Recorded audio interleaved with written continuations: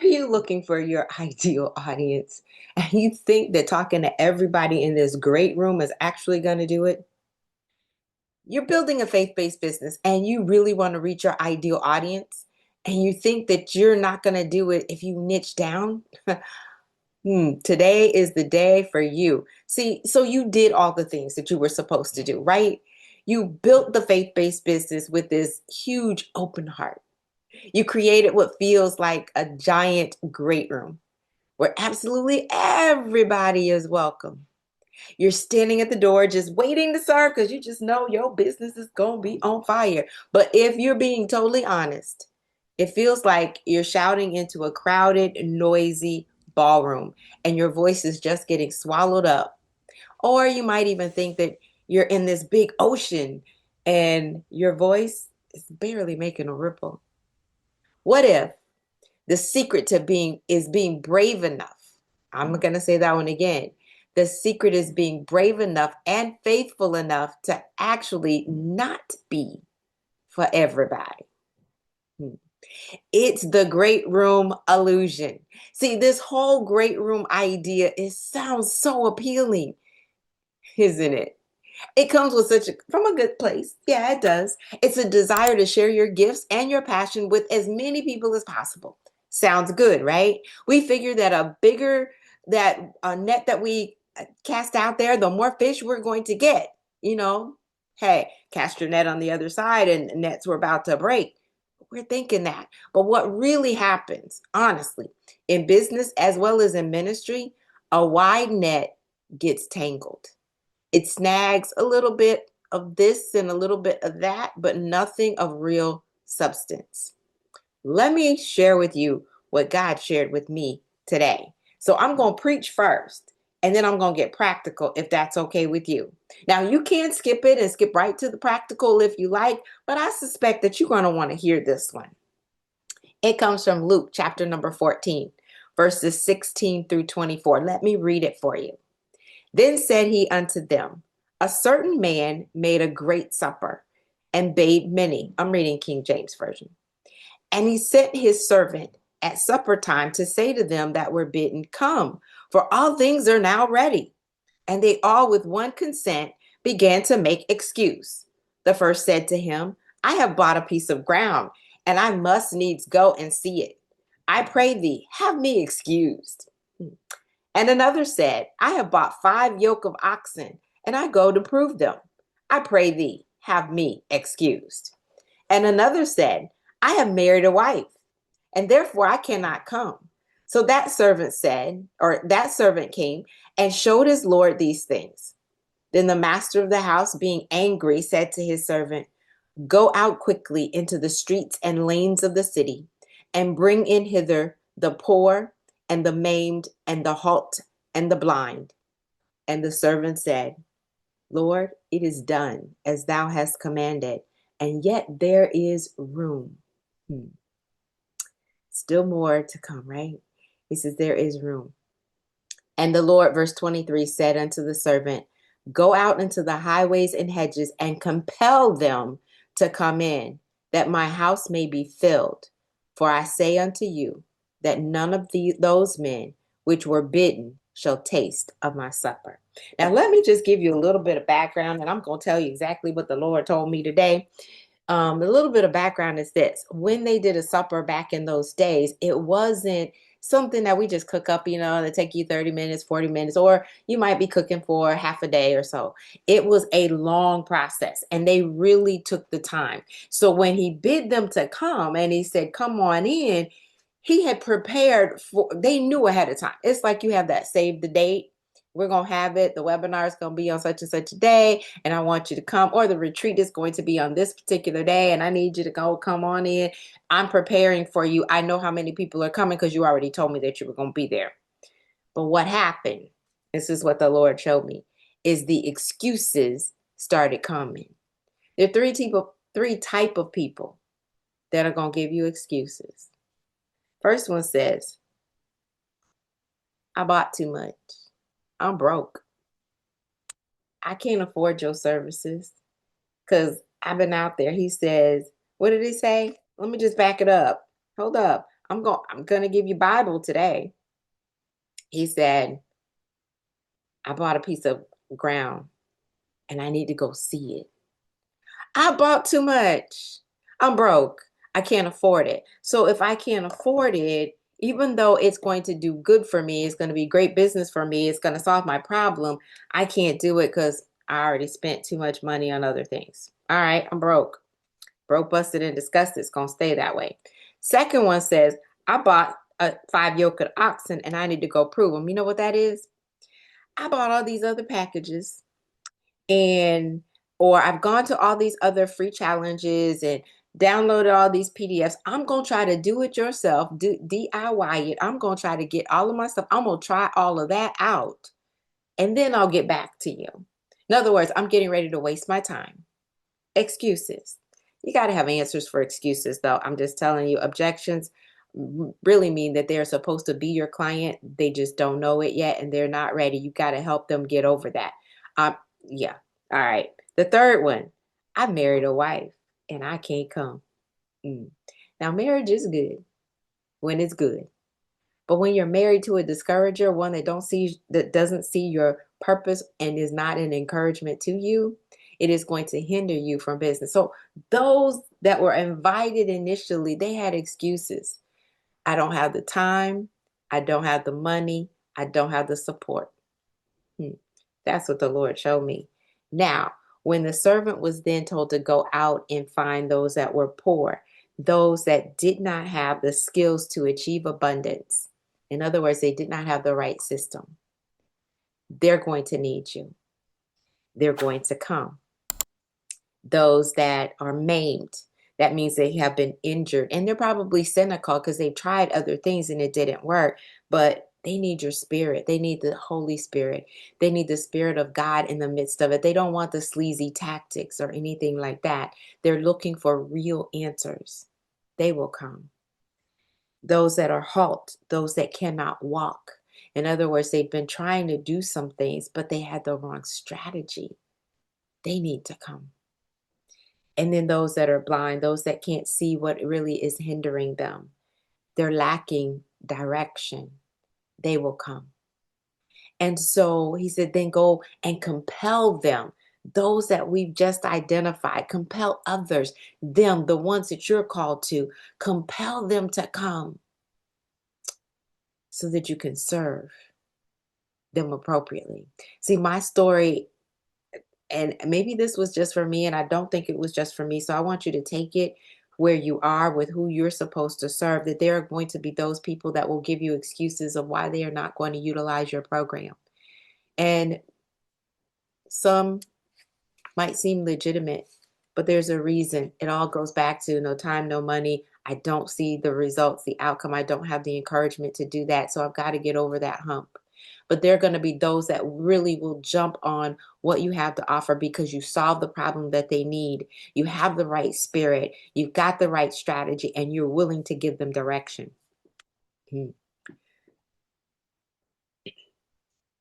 My story, you've heard.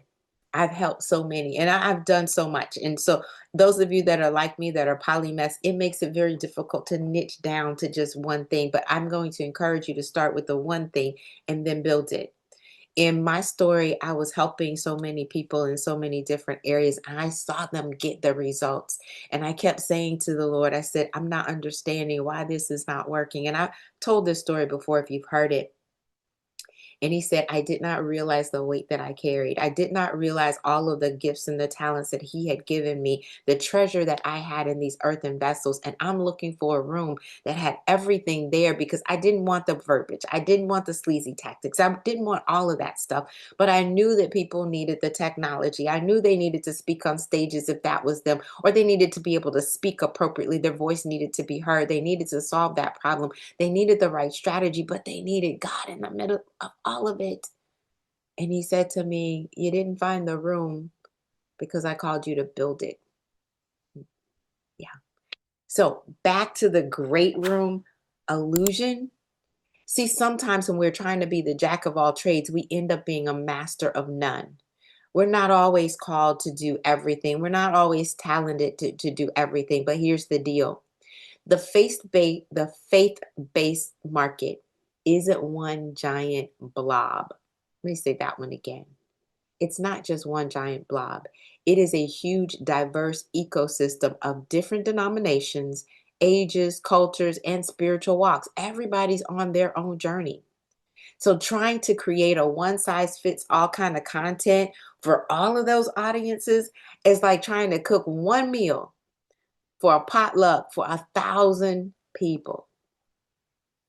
You just end up with something bland and nobody really loves it because some people don't like the salt, some people like the spicy. It just doesn't work. So that's that great room illusion, believing that an open door policy automatically leads to a full house.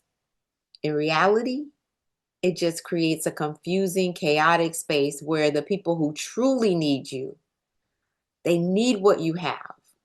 They can't even hear you over the noise. It's too loud in the room. It echoes. They can't find you because you look and sound just like everybody else. So can we get a little bit practical here? I want to give you a biblical model for niching down.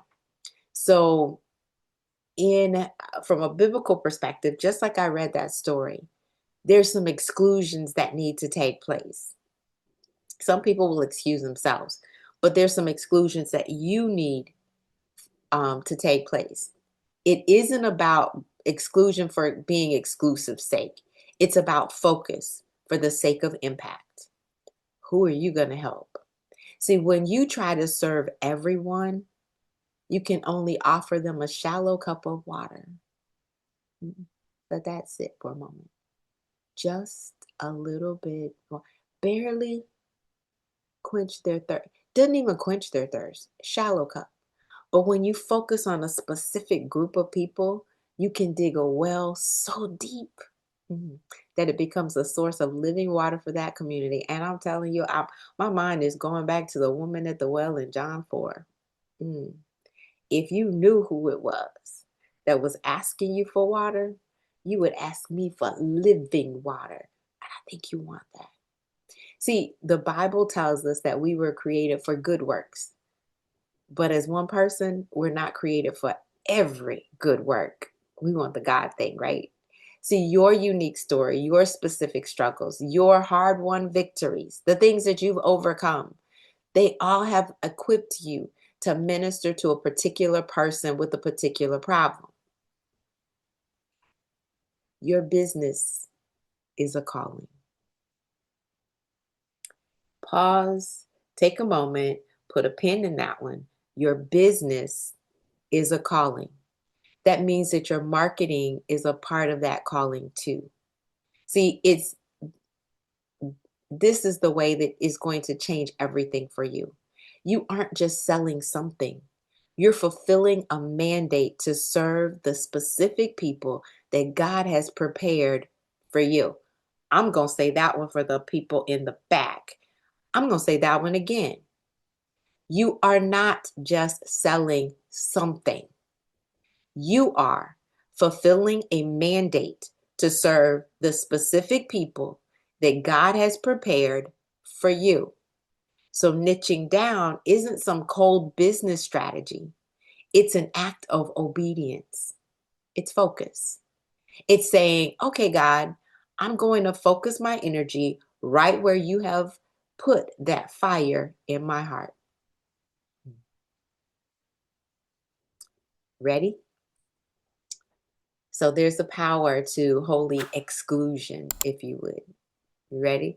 When we finally get brave enough to do this and say, my business is for this person, which means that it's not for that person, something amazing happens. Your message, which was once a whisper in a hurricane, becomes a clear trumpet call, if you would, that cuts right through the noise. The right person hears you. They're magnetically drawn to you. They know that you were for them. Why do they know that? Because you're speaking their language. You know their issues. We're going to get to that. Suddenly, you're not just a faith-based coach. You are the coach for Christian moms with young kids who want to build a business from home without selling out their family values. You're not just another Christian financial planner. You're the planner who helps millennial couples use biblical principles to crush their debt so that they can give with wild generosity. See the difference? That kind of clarity is magnetic. And we all want to have magnetic attraction. We don't want to work so hard. So you can finally stop trying to convince the skeptics and start connecting with the people who have been waiting for you. Yeah. Remember the dining room that we talked about last week? Having those right connections, connecting deeper. Yeah. So how do we do this holy exclusion? 3 steps. And I'm going to give them to you quick. So write them down. First, it builds trust. This is the reason why you have it.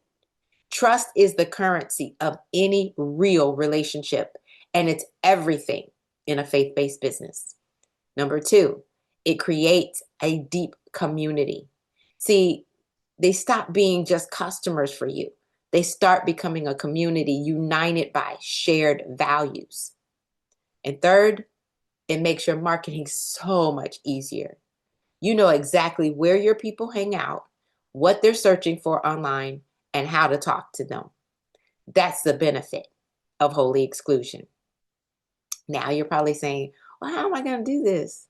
How in the world do I find my specific group of people? How, I don't even know it, but I know it can feel huge.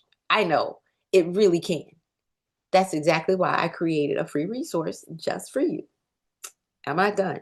This one is the 5 biggest mistakes that are keeping you overwhelmed and unprofitable as a female entrepreneur. And I'm telling you, there's some juiciness inside of this because even when you're feeling down and out, it uplifts you. I've got links to other YouTube groupings or playlists in here. Whether you need prayer, whether you need something specific, it's in there.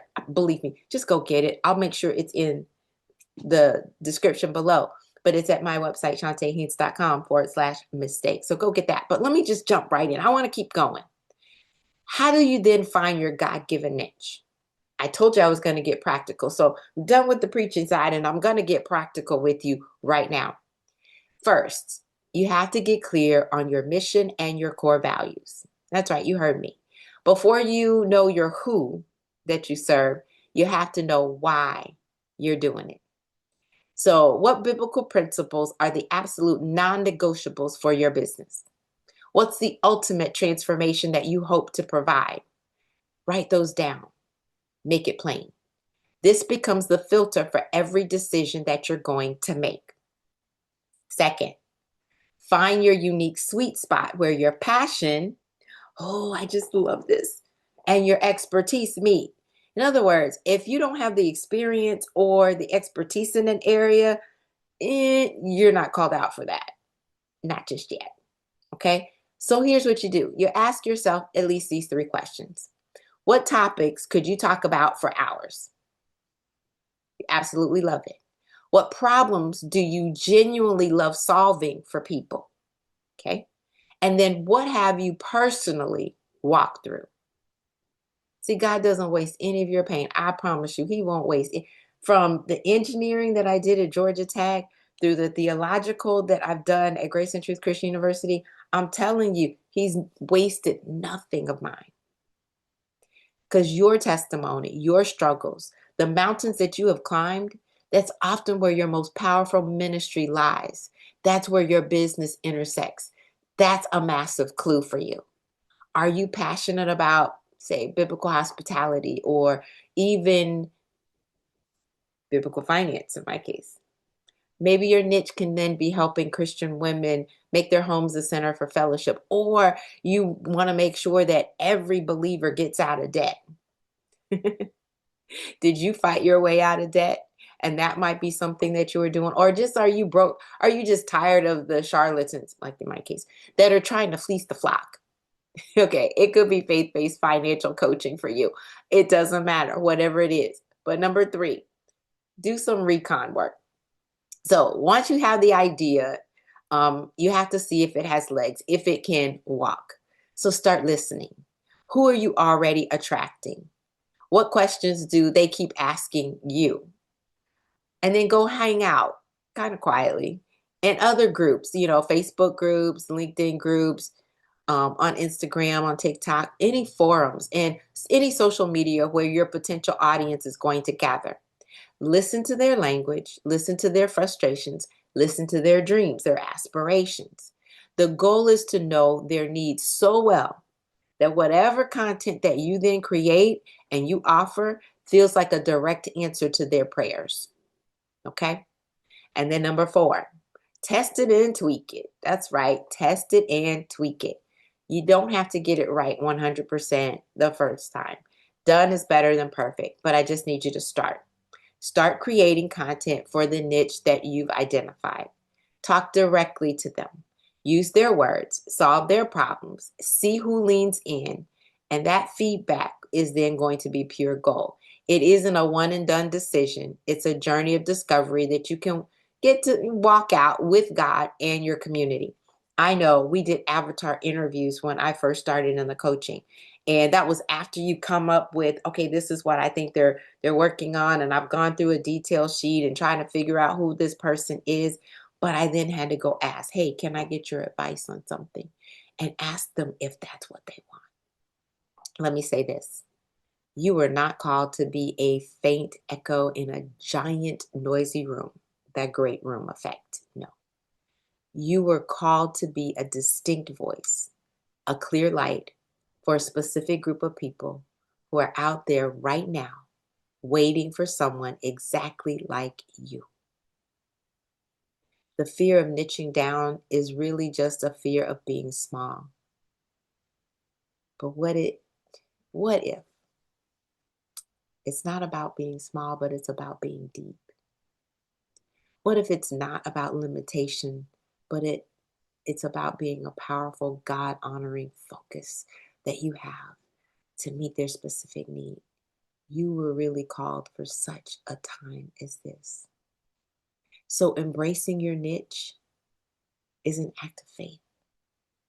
It's you trusting that God's plan for your business is better than your own scattered efforts. It's about being a good steward of a unique story and gifts that He has given you. When you get brave enough to exclude, you give your ideal audience the incredible gift of inclusion. You create a place where they feel seen, understood, and served. You build a business that doesn't just make an income, but makes an eternal impact. You make $1 and the difference. Preaching and practical. We're in the great room today. And I know everybody isn't invited. But those that are, we're going deep together. So here's what I'm going to do. Here's what I say. If that resonated with you today, do 2 quick things for me.